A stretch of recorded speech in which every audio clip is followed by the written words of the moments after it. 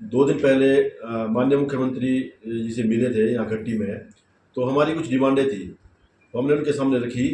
तो उन्होंने हमारी जो डिमांड है वो मानी, हमें आश्वासन दिया है। हमारी जो पहली डिमांड है वो है जो हमारा जिला कैडर से राज्य कैडर किया है, तो उसमें हमारे जो कर्मचारियों को है, तो हमें उसका स्टेट कैडर का कोई इशू नहीं है। जो कर्मचारी को उसमें लॉस हो रहा है वो हो रहा है सीनियोरिटी का और प्रमोशंस का।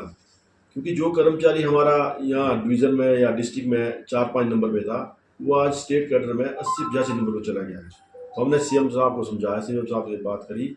फिर सीएम साहब ने बोला कि भई आप हम मुझसे मिले, मेरे को मिलने आए, जो आपके 2-4 इश्यू है उसको ले पाए। दूसरा हमारा जो मुद्दा था वो है जो हमारा नायब तहसीलदारी में 20% कोटा होता है हमारे क्लरिकल स्टाफ को, वो हमारे जो हमारे पटवारी कानून संघ है, इनकी इन्होंने एक डिमांड रखी है, क्योंकि इनका स्टेट कैडर हो चुका है, कर दिया है, इनकी नोटिफिकेशन होनी बाकी है।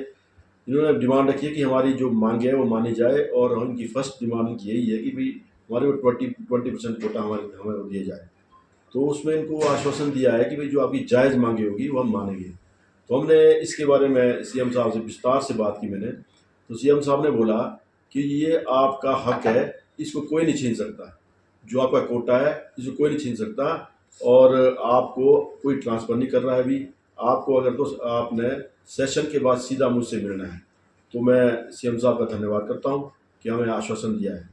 दूसरा क्या है, जो ये पटवारी कानून को कोटा मांग रहे हैं, पहले इनका 50% था, हमारा 30% था। 96-97 में उस टाइम राजस्व मंत्री हुआ करते थे गुलाब सिंह ठाकुर, उस टाइम इन्होंने हमारे से 10% कोटा ले लिया है।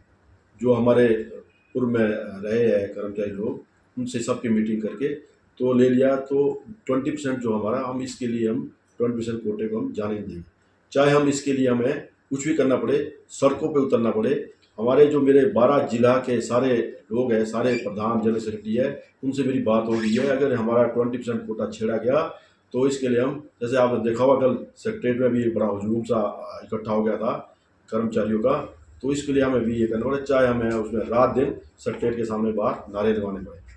तीसरी बात क्या है कि एक इसमें हमारी और कमी है कि हमारा जो स्टेट कैडर है, इसकी सीनियोरिटी, जैसे हमने सुना है कि भाई पटवारी कानूनगो का जो नए जो फ्रेश कैंडिडेट आएंगे, उनकी स्टेट कैडर होगा, स्टेट इनका भी होगा, लेकिन उनकी सीनियोरिटी स्टेट की होगी, जो इनकी इनकी डिस्ट्रिक्ट या डिवीजन की होगी। तो हम भी यही चाहते हैं, अगर सरकार ऐसा करती है तो हमारे मिनिस्टर स्टाफ का भी उसकी तर्ज पे हमारा जो है डिवीज़न या डिस्ट्रिक्ट कैडर पे रखा जाए।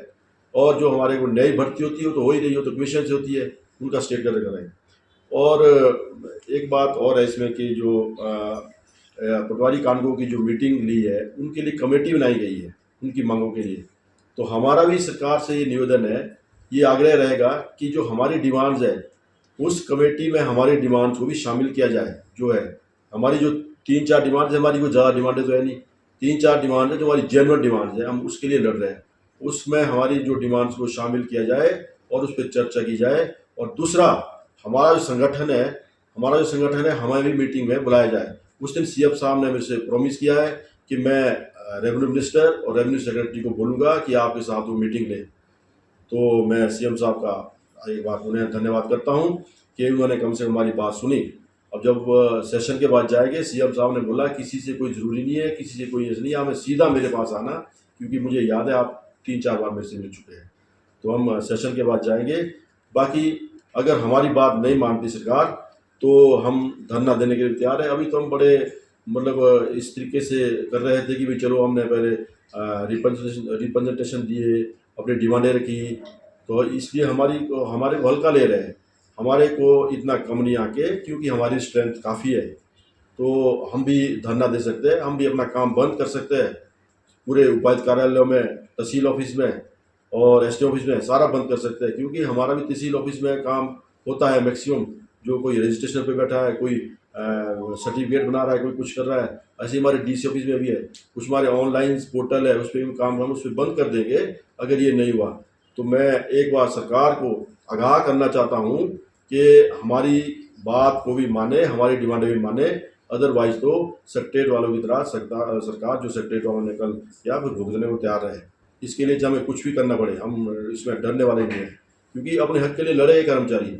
अगर प्रमोशन नहीं हो गया तो क्या करेगा कर्मचारी? और स्टेट का कर दिया प्रमोशन। अगर हमारा 20% कोटा छीना जाएगा तो वो तो बहुत गलत बात है।